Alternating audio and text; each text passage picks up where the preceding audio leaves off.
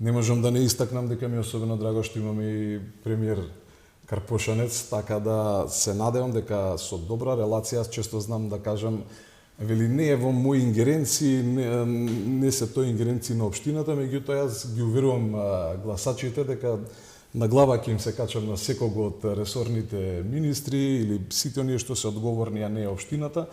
да направиме се да го растеретиме, олесниме, разубавиме животот на Карпошани.